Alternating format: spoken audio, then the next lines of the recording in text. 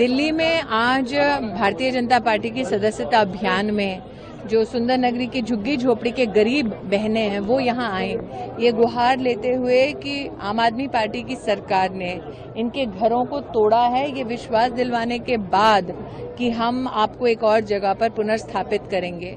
कल इनके घर टूट जाएंगे। आज ये इस चिंता को लेकर भाजपा के साधारण सदस्यों के मध्य में आए हैं कि आप हमारे घरों को बचाइए। तो भाजपा का सदस्य क्यों बनते हैं लोग?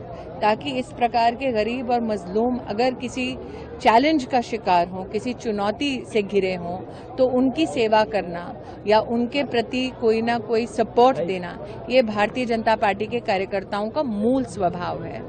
तो हाँ, ये निश्चित रूप से प्रधानमंत्री जी ने, हमारी पार्टी ने लक्ष्य रखा है देशव्यापी कि सदस्यता अभियान में ज़्यादा से ज़्यादा लोग जुड़ें, लेकिन ज़्यादा से ज़्यादा लोगों को जोड़ने का जो असली मकसद है वो है कि जो हमारे ग्रास रूट की साधारण जनसंख्या है उनकी हम सेवा कर सकें हमारे संगठन की शक्ति के माध्यम से। जम्मू कश्मीर में लोग डरे हुए हैं कि बीजेपी का जो हमारे नेता प्रतिपक्ष तेजस्वी प्रसाद यादव 10 तारीख से बिहार में दौरा शुरू कर रहे हैं। समस्तीपुर कर्पूरी जी की धरती से वो शुरू करेंगे आभार यात्रा।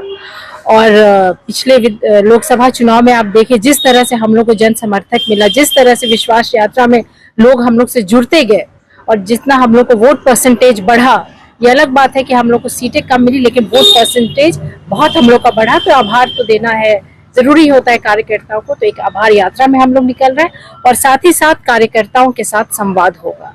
हमारा जो संगठन है इसको मजबूत करना हमारा मेन उद्देश्य है, संगठन का विस्तार करना और जो हमारी पार्टी का विचारधारा है उसको पूरे नीचे स्तर तक हर वोटर, हर कार्यकर्ता, हर जनता तक पहुंचाना है।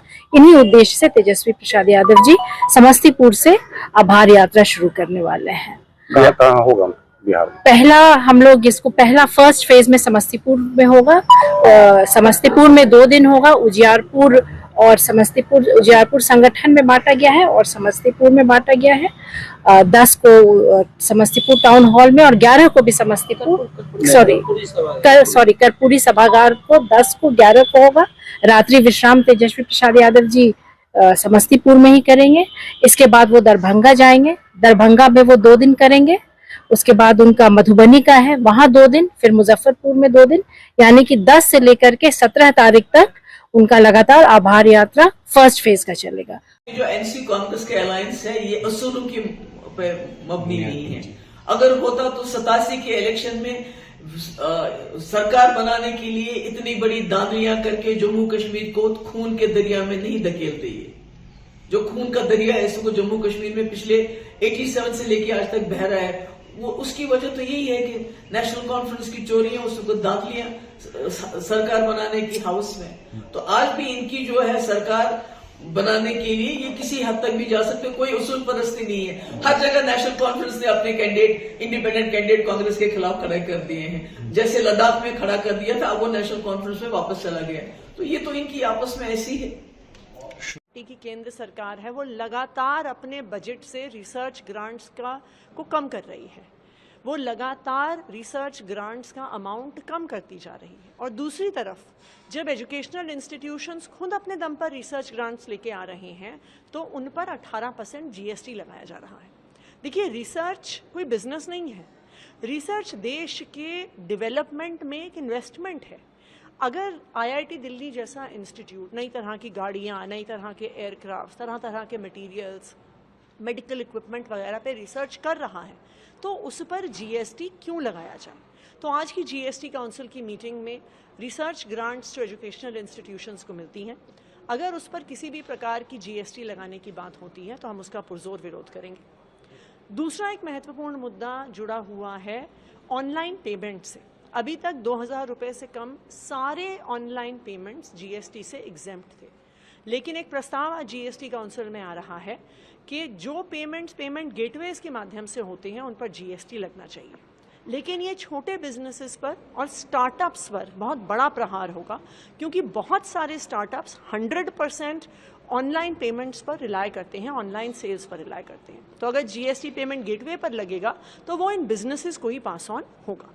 ऐसी चर्चा है कि जो लाइफ इंश्योरेंस या लाइफ इंश्योरेंस पॉलिसी जो उसकी जो जीएसटी लगता है उस पर चर्चा हो सकती है। कहना चाहेंगे कि बरेली में इस तरीके की खबर फैल रही है, वायरल हो रही है कि यहाँ पे भेड़िए आ गए हैं बहराइच की तरह। ऐसा यहाँ पे नहीं है, क्योंकि जब वन्यजीव की एक्टिविटी की हमको खबर मिली है बहेड़ी क्षेत्र में, तभी हमने अपनी 3 टीमें वहाँ पर रात्रि एवं दिन की गश्त में लगाई, कुम्बिंग वहाँ पे की गई और ये पाया गया कुम्बिंग के दौरान कि वहाँ पे सियार के पेड़ की मौजूदगी है, जो एकदम से गन्ने के खेतों में, क्योंकि वो वास कर रहे हैं इस समय, तो जब भी कोई कन्फ्रंटेशन उनके आमने सामने हो रहा है ह्यूमन बीइंग्स का, तो वो सामने वाले को चोटिल कर दे रहे हैं। और क्योंकि जितने भी हादसे हुए उसमें प्रत्यक्षदर्शी सिर्फ वो थे जो घायल हुए, तो उनका कहना तो यही रहा कि हम पे हमला हुआ, परंतु कहीं ना कहीं जिस प्रकार का जकाल का नेचर है उसमें अगर उसको उकसाया जाए या लाठी डंडे से उस पर वार किया जाए तो वो आप पे कोशिश करता है आप पे हमला करने की या घायल करने की। तो इस तरीके की ये चीज़ रही। हमने एक एडवाइजरी जारी करी है ग्रामीणों के लिए, जहाँ पे सियार देखे गया उसके आसपास के जितने भी गांव हैं उनमें हमने एक एडवाइजरी जारी की है कि जब भी लोग गन्ने की खेत में जाएं तो कोशिश करें कि वो ग्रुप में जाएं, अलग अलग बैठ करके कोई काम ना करें या वीराने में कोई बैठ करके काम ना करें। जब भी अंधेरे में निकलें तो लाइट का पर्याप्त उनके पास सोर्स हो, प्लस अपने हाथ में लाठी या डंडा कुछ इस तरीके की चीज़ें रखें। और साथ में महिलाएं, बच्चे, वृद्ध जो हैं वो शाम के टाइम अंधेरा सूर्य छिपने के बाद कोशिश करें कि किसी भी अंधेरी जगह पे बैठ करके या अकेले में विचरण ना करें, क्योंकि इस तरीके की घटना यहाँ पे देखी है कि 2 युवक पोल्ट्री फार्म के पास से जा रहे थे और काफ़ी वीरान जगह थी और उनके हाथ में डंडे थे, तो उन्होंने शायद पोक किया शियार को और शियार ने उन पर हमला किया। तो इस तरीके की चीज़ ना करें, जितना हो सके वन्यजीव को भी अपनी टेरिटरी में आराम से रहने दें और थोड़ी सी सावधानियों से इस तरीके के ह्यूमन वाइल्ड लाइफ कॉन्फ्लिक्ट को रोका जा सकता है।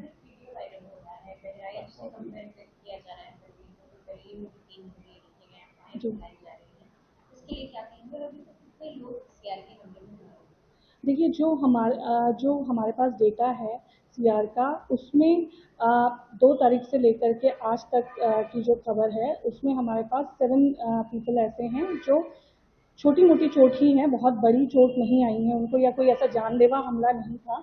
तो 7 पीपल के बारे में हम बता पाएंगे। एंड बहराइच का जो प्रकरण है वो यहाँ से बिल्कुल अलग है, क्योंकि यहाँ पे भेड़िए जैसी कोई चीज़ ना तो मिली है, ना डायरेक्ट एविडेंसेस है, ना इनडायरेक्ट एविडेंसेस है भेड़िए के, बट प्रत्यक्ष रूप से सियार को देखा गया है। वो एक्चुअली जो वायरल वीडियो है वो फेक है, क्योंकि यहाँ पे अभी हमने ड्रोन का उपयोग नहीं किया है। हमने कुम्बिंग के माध्यम से और रात्रि और दिन के गश्त से और केजेस से या खाबर से हमने कोशिश की है सियार को पकड़ने की, क्योंकि हमको सामने दिख भी गया है कुम्बिंग करते समय। अगर उनको अपने देश में ही सारी बुराइयां दिखती हैं और दूसरे देशों में उन्हें लगता है कि सब बहुत अच्छा चल रहा है, और विदेश में जाकर जिस तरीके से भारत की बुराई करने की एक आदत राहुल जी की बन गई है, ये कहीं ना कहीं गलत राजनीति की परंपरा की शुरुआत है। ये आपसी मतभेद जरूर हो सकते हैं और सत्ता पक्ष विपक्ष में हमेशा से रहे, पर विदेशी मंच पर जाकर अपने राजनीतिक मतभेदों को अपने व्यक्तिगत राजनीतिक लाभ के लिए इस तरीके से इस्तेमाल कर अपने ही देश की बुराई करना, ये कहीं से उचित नहीं है। इस तरीके से विदेश में जाकर आपको कोई भी एतराज़ है, आप भारत में रहिए, आप तो एलओपी भी हैं, आप सरकार के समक्ष अपने सुझाव भी रख सकते हैं, अपनी चिंताएं भी रख सकते हैं, पर इस तरीके से दूसरे देश में जाकर भारत की बुराई करना कहीं से उचित नहीं है। अमेरिका में बोल रहा है कि भारत में जो है अनएम्प्लॉयड की काफी प्रॉब्लम है। मुझे लगता है शायद कुछ लोगों को पढ़ने लिखने की आदत कम है, वो अपने समय के आंकड़े देख लें और एनडीए के समय के आंकड़े देखें। बड़ा अंतर है। हमने अनएम्प्लॉयमेंट रेट को बहुत कम किया है, रिकॉर्ड स्तर पर कम है, और लगातार रोजगार स्वरोजगार के अवसर बढ़ाए हैं। करोड़ों लोगों को रोजगार हमने दिया है, स्वरोजगार के अवसर दिए हैं और आगे भी देंगे। मैं इसलिए कहना चाहता हूं, राहुल गांधी जी बाहर जाकर केवल भारत को बदनाम ना करें। जो दुनिया का विश्वास भारत में बना है, सैकड़ों नहीं हजारों लाखों करोड़ रुपए का निवेश भारत में आ रहा है। आज दुनिया में सबसे तेजी से बढ़ने वाली अर्थव्यवस्था भारत बनी है। दुनिया की उम्मीद भारत है। ब्राइट स्पॉट अगर दुनिया भर में कोई है तो भारत है। उन्होंने ये भी बोला कि जहां से भी विनेश फोगाट लड़ेगी उसे तो कोई हरा सकता है चुनाव। क्या विनेश फोगाट इतना इतना आसान उम्मीदवार है जिसे हराया जा सकता है? कौन से मुख्यमंत्री जी ने बोला है? सैनी साहब ने। सैनी साहब फिर अपनी सीट क्यों ढूंढ रहे हैं, सेफ सीट? सैनी साहब बोल रहे हैं कि विनेश को कोई भी हरा सकता है, फिर आप लड़ लो खुद जुलाना से। और खुद कभी करनाल से बोल रहे हैं, कभी लाडवा से बोल रहे हैं, तो वेलकम है जुलाना में, आप लड़िए। आप तो स्टेट के मुखिया हैं। मैं सुबह से 5 दफे यहाँ आ चुका हूँ। यहाँ हजारों की संख्या में भीड़ है। कांग्रेस पार्टी काफ़ी उत्साहित है कि हरियाणा में हम सरकार बनाने जा रहे हैं। इस बीच उसी भाजपा का आरोप है, जब कांग्रेस अकेले दम पे दावा करती है चुनाव जीतने का, तो फिर समाजवादी पार्टी और आम आदमी पार्टी से गठबंधन की कोशिश क्यों कर रही है? फिर दावा फिर ऊपर क्यों गठबंधन कर रखा है?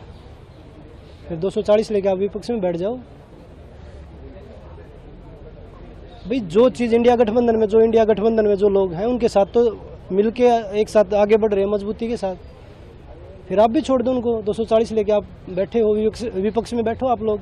आप ये कहते हैं अगर गठबंधन के खिलाफ भाजपा है तो खुद का भी गठबंधन तोड़। हाँ, वही तो बोल रहा हूँ ना, फिर अपना छोड़ के और बैठो विपक्ष में।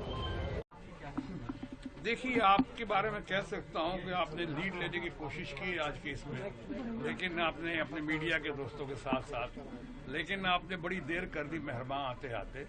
ये मैं बहुत ज्यादा अच्छी तरह से, अगर यहाँ पीटीआई के फ्रेंड्स होंगे, एएनआई के फ्रेंड्स होंगे, बहुत सारे मीडिया के लोग हैं जिनसे मैं डिटेल में विस्तार पूर्वक बात कर चुका हूँ, और शायद मेरी ही बातचीत का असर हुआ है कुछ हद तक, जिसमें आज तक कोई कंट्रोवर्सी नहीं हुई है। एक तरफ मैंने डॉक्टर्स के डिमांड का बस सपोर्ट किया है, एक तरफ मैंने ममता जी के बारे में कहा कि ममता जी ने जो बिल लेकर आई हैं वो वाकई ऐतिहासिक है, बहुत ज़बरदस्त है, और इस मामले में किसी मुख्यमंत्री को, चीफ मिनिस्टर को दोषी ठहराना ये बिल्कुल वाजिब नहीं होगा, क्योंकि एक मुख्यमंत्री हो या प्रधानमंत्री हो, सारे एक एक गली एक एक शहर हर तरफ नहीं देख रहे, उनकी निगरानी होती है। वो डिपार्टमेंटलाइज्ड होता है, कंपार्टमेंटलाइज होता है। जो इशू है वो बहुत जघन्य है, नीचता का परिणाम है, बहुत घिनौना हुआ है, उस पर तो कोई साथ नहीं देगा। लेकिन उसके साथ जिस तरह उसको पॉलिटिसाइज किया जा रहा है, बढ़ाया जा रहा है, मैं ममता जी के साथ हूँ। ममता जी का एक मजबूत सिपाही या सिपाह सालार होने के नाते मैंने बहुत अच्छे तरह से उसको पेश किया है, और आगे भी उसकी बात करूंगा, लेकिन आज के दिन नहीं। आज आप चाहेंगे कि भाजपा। सर, बठिंडा मलोट रोड पर जो एक्सीडेंट हुआ है, क्या पूरा मामला है? ये जी एमएलए साहब फाजिलका गोल्डी कंबोज, ये अपने काफले के साथ रामपुरा सिटी से किसान मेला मलोट वहाँ पे जा रहे थे। जब इनकी गाड़ियाँ काली माता का मंदिर है नेड़े वहाँ पहुँची, तब इनकी गाड़ियों का वहाँ एक्सीडेंट हो गया। पीछे से कोई इनोवा क्रिस्टा थी, राजस्थान नंबर, गंगानगर की, उसकी गाड़ी ने इनकी गाड़ियों से एक्सीडेंट कर दिया। सर, कारण क्या रहा? तेज स्पीड में थी गाड़ी? हाँ, वो जो गाड़ी पीछे आ रही थी वो बहुत ही तेज स्पीड से आ रही थी, और वही गाड़ी पीछे इनकी गाड़ियों के हिट कर गई। सर, नुकसान कितना हुआ? हाँ, नुकसान, जानी नुकसान से तो बचत रही, और चोटें वगैरह भी नहीं किसी को आई, बस गाड़ी का नुकसान हुआ है। जो एमएलए की गाड़ी थी या जो पायलट गाड़ी थी, सर उसका काफी नुकसान, डैमेज लग रही है? हाँ जी, एमएलए साहब की गाड़ी दोनों से तरफ से, आगे से भी और पीछे से भी। जब उसने पीछे से गाड़ी, अपने एमएलए के सब गाड़ी के एक्सीडेंट हुआ, वो गाड़ी आगे बजी, जो उनकी गाड़ी थी, दो गाड़ी का आगे से और पीछे से भी नुकसान हुआ। सर, कार्रवाई किस तरह की पुलिस की ओर से की गई है? कार्रवाई एमएलए के साहब के ड्राइवर के बयान पर हमने एफआईआर नंबर 68 अधीन धारा 281 और 324(5) BNS दर्ज की है वो ड्राइवर पे, विजयपाल सिंह सन ऑफ महावीर, वासी फुसेवाला, गंगानगर। सर, यही गाड़ी चला रहा था राजस्थान नंबर की जो गाड़ी? हाँ, जो राजस्थान नंबर गाड़ी थी वो ड्राइवर ही चला रहा था, विजयपाल सिंह चला रहा था। सर, आगे कार्रवाई क्या रहने वाली है? हाँ, आगे एक बार एफआईआर दर्ज हो गई है, फर्दर इसकी इन्वेस्टिगेशन करेंगे तय तक, हाँ कोई जानी नुकसान जैसे एमएलए को चोटें वगैरह हाँ जैसे गनमैन थे सिक्योरिटी हाँ नहीं एक बार सभी की बचत है। हाँ जानी नुकसान से भी चोटें भी नहीं किसी को हुई, सिर्फ गाड़ियों का नुकसान ही हुआ है। राहुल गांधी जो युवराज हैं और तीसरी बार भी कांग्रेस को राहुल गांधी के नेतृत्व में भारत की जनता ने नकार दी, 99 पे आके अटका दिया। और ये दुनिया में जाकर के जो भारत आज मेक इन इंडिया के रूप में, जो भारत इनके कार्यकाल में डिफेंस इंपोर्ट होता था वो एक्सपोर्ट कर रहा है, वो भारत जो देश में 19 लाख करोड़ का इंपोर्ट था वो आज 80 लाख करोड़ पे पहुंच गया। वो भारत की तारीफ करने के बजाय बाहर में जाकर के, इंडिया के बाहर, भारत के बाहर जाकर भारत को गाली देना, ये तो लगता है चाइना की तारीफ करना, दुश्मन देश की तारीफ करना, ये लगता है चाइना के पैसे पर पलते हैं और चाइना की ही बात ब्रांडिंग करने के लिए ये बाहर में जाके चाइना का ब्रांडिंग कर रहे हैं। इन पर तो ऐसे लोगों को, अगर कानून भारत में नहीं होता, अगर मोदी जी संविधान की रक्षा नहीं करते, तो ऐसे लोगों को देशद्रोह का मुकदमा चलाना चाहिए, जो भारत की निंदा भारत के बाहर जाके करे, भारत को बदनाम करे और दुश्मन देशों की तारीफ। कि प्राचीन काल से ही भारत की परंपरा में खेल और खेल कूद की गतिविधियों को महत्व दिया गया है। भारतीय ऋषि इस बात का उद्घोष करता है कि शरीर माध्यम खलु धर्म साधनम, यानी धर्म के जितने भी साधन हैं वह स्वस्थ शरीर से ही संभव है। और स्वस्थ शरीर के लिए खेलकूद की गतिविधियां, योगासन, प्राणायाम, ये सभी क्रियाएं एक स्वस्थ शरीर के लिए अत्यंत महत्वपूर्ण है। और स्वस्थ शरीर ही एक समर्थ समाज का और एक सशक्त राष्ट्र की परिकल्पना को साकार भी कर सकता है। और इसीलिए देश के यशस्वी प्रधानमंत्री श्री नरेंद्र मोदी जी ने 2014 में देश के प्रधानमंत्री बनने के बाद जो अपने अनेक कार्यक्रम देश के विकसित भारत की संकल्पना के लिए प्रस्तुत किए थे, उनमें महत्वपूर्ण खेल और खेल कूद की गतिविधियों को लेकर के भी है।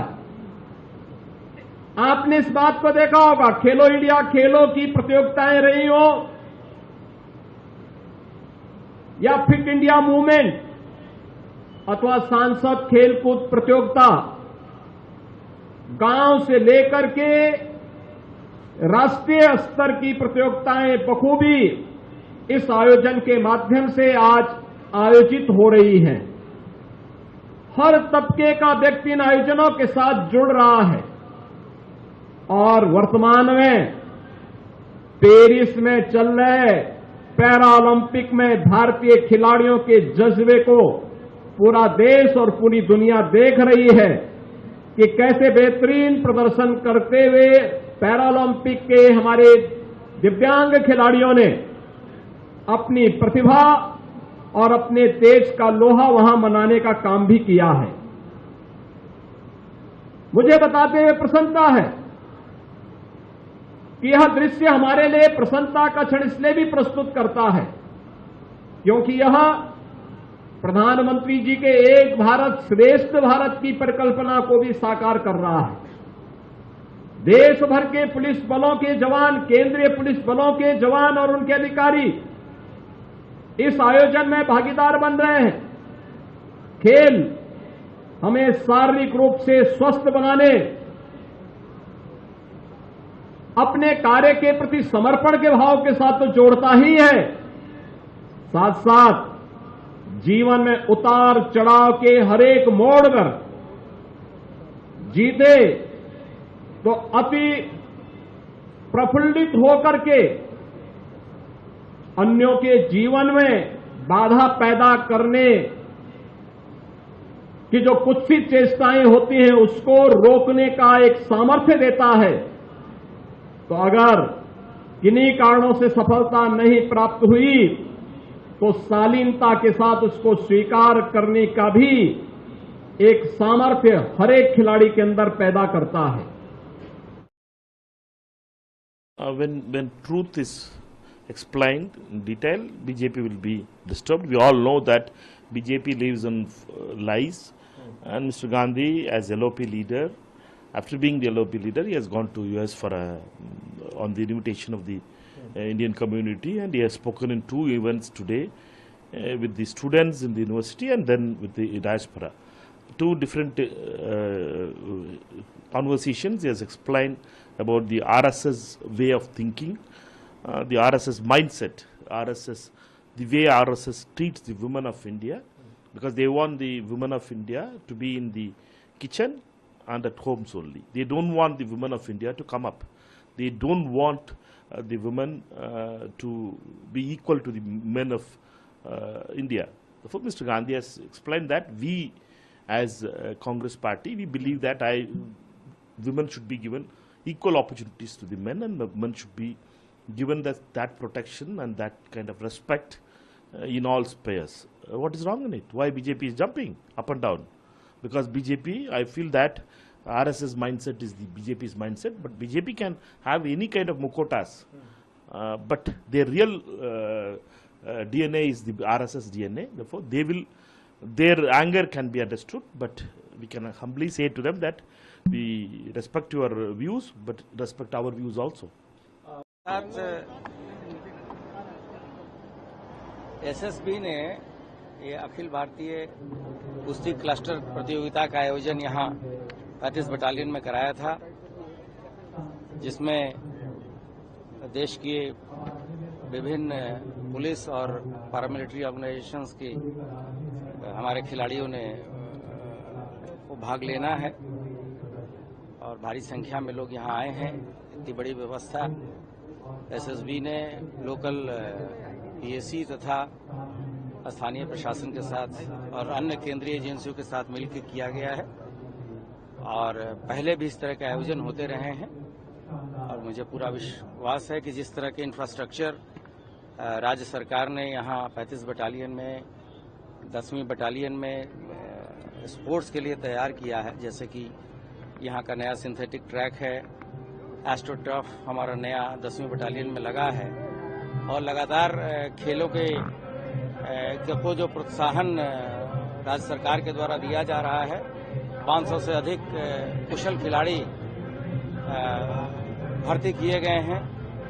कुछ अखिल भारतीय और विश्व स्तरीय कार्यक्रमों में और खेलों में भाग लेने वाले, पदक जीतने वाले खिलाड़ियों को डेप्टी एसपी भी डायरेक्ट बनाया गया है राज्य सरकार के द्वारा। तो इससे से अधिक खेल संस्कृति और खेल भावना जागृत होगी।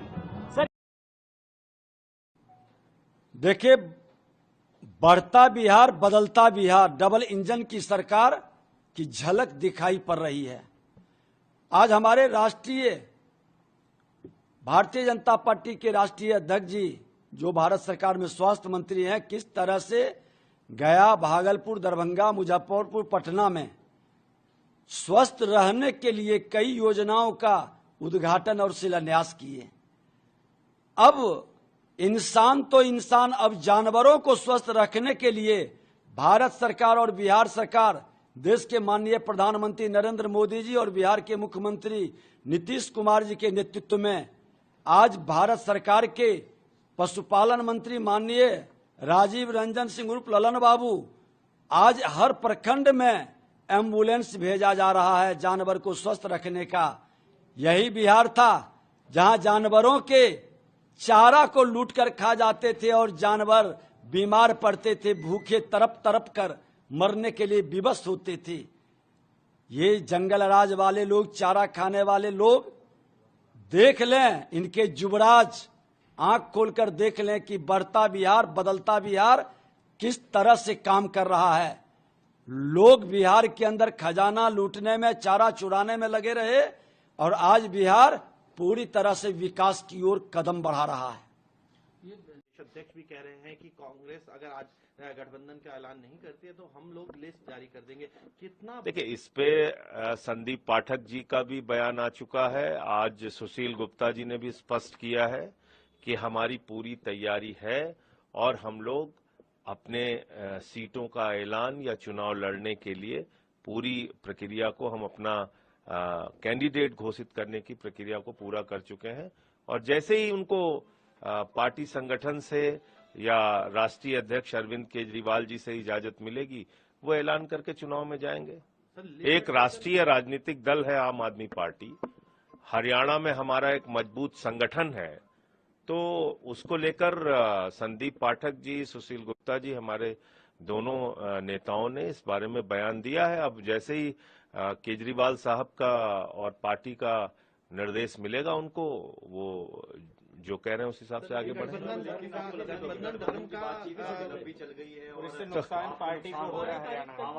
12 तारीख तक ही तो नॉमिनेशन है ना, इसीलिए तो अगर आप सुशील गुप्ता के बयान की बात कर रहे हैं कि वो शाम तक इंतजार करेंगे और लिस्ट आज जारी कर देंगे, तो फिर हमारे पास भी समय नहीं है। उनकी बात अपनी जगह सही है और जायज है। ओहो, मैंने आपको कहा कि जो संगठन का, पहले दिन भी मैं यही कह रहा था, फिर आज दोहरा दे रहा हूं, जो लोग संगठन का काम जमीन पर कर रहे हैं वो राष्ट्रीय अध्यक्ष श्री अरविंद केजरीवाल जी से, दिल्ली के मुख्यमंत्री आदरणीय अरविंद केजरीवाल जी से चर्चा बातचीत करके निर्णय लेंगे और आगे बढ़ेंगे। उसमें हम सब सहमति के साथ आगे बढ़ेंगे। अब समय ही कम बचा हुआ है। और आज का दिन हम सबके लिए बहुत ही एक महत्वपूर्ण दिन है, जब हम गति शक्ति विश्वविद्यालय और भारतीय सेना एवं भारतीय वायुसेना के बीच हो रहे मेमोरेंडम ऑफ अंडरस्टैंडिंग के हम साक्षी बन रहे हैं। और मैं मानता हूं कि हमारे डिफेंस के लिए ये कई मायनों में एक बहुत ही महत्वपूर्ण है। हमारी आर्म फोर्सेस और लॉजिस्टिक्स के एक्सपर्ट्स एक साथ मिलकर इस एमयू के बाद काम करने वाले हैं। साथियों, जब हम अपने आसपास की दुनिया देखते हैं तो हम ये पाते हैं कि अब लॉजिस्टिक्स सिर्फ एक सपोर्ट फंक्शन नहीं रह गया है, बल्कि मिलिट्री ऑपरेशंस के मामले में तथा नेशनल सिक्योरिटी के मामले में लॉजिस्टिक्स एक इम्पॉर्टेंट फैक्टर के रूप में उभर रहा है। एक एफिशिएंट लॉजिस्टिक सिस्टम्स हमारी सेनाओं को क्विकली मोबिलाइज करने के साथ साथ जरूरत पड़ने पर रिसोर्सेज को कम समय में सही स्थान तक पहुंचाने में एक बहुत ही महत्वपूर्ण भूमिका का निर्वाह करता है। और हम सब जानते हैं कि हमारी सेनाएं जिन परिस्थितियों में काम करती हैं उसे ध्यान में रखते हुए हमें ट्रूप्स, इक्विपमेंट्स और सप्लाईज की सीमलेस मूवमेंट की भी बहुत बड़ी आवश्यकता रहती है। हमारी सेनाओं की जरूरतों को नॉलेज, इनोवेशन और कोलैबोरेशन के माध्यम से कैसे और बढ़ाया जा सकता है, इस संबंध में मैं मानता हूं कि यह समझौता बहुत ही महत्वपूर्ण साबित होने वाला है। हमारा यह ध्येय है कि भविष्य में हमारा डिफेंस सेक्टर आत्मनिर्भर हो। यह एमयू हमारे उस उद्देश्य की पूर्ति में भी सहायक सिद्ध होगा। जब हम रक्षा क्षेत्र में आत्मनिर्भर भारत की बात करते हैं तो इस आत्मनिर्भरता से हमारा आशय यह होता है कि हमारी सेनाओं की जो जरूरतें हैं उनकी पूर्ति हमारे खुद के साधनों से हो। जैसे यदि हम लॉजिस्टिक्स के लिए एक्सपर्टीज की जरूरत है तो उसकी ट्रेनिंग हमें हमारे अपने गति शक्ति विश्वविद्यालय से ही मिले। यदि हमें इक्विपमेंट चाहिए तो वह भी हमें भारत की इंडस्ट्री द्वारा ही निर्मित किए हुए मिले। हमारा स्पष्ट मानना है कि एक सशक्त भारत की नींव आत्मनिर्भर होकर ही रखी जा सकती है और मुझे पूरा विश्वास है कि यह समझौता इस दिशा में अपनी बहुत ही महत्वपूर्ण भूमिका का निर्वाह करेगा। मैं देख रहा था कि इस एमयू में एक और विशेष बात है कि इसमें एक एक्सपेरिमेंटल एक्सपेरियंशियल ट्रेन लर्निंग की भी बात की गई है, उसको भी शामिल किया गया है। अर्थात हमारी सेनाओं द्वारा लीडरशिप, लॉजिस्टिक्स और मैनेजमेंट संबंधित जिन चैलेंजेस का सामना किया जाता है उनसे निपटने के लिए इस एमओयू में रियल वर्ल्ड केस स्टडीज के माध्यम से एक्सपेरियंशियल लर्निंग का भी प्राविधान है।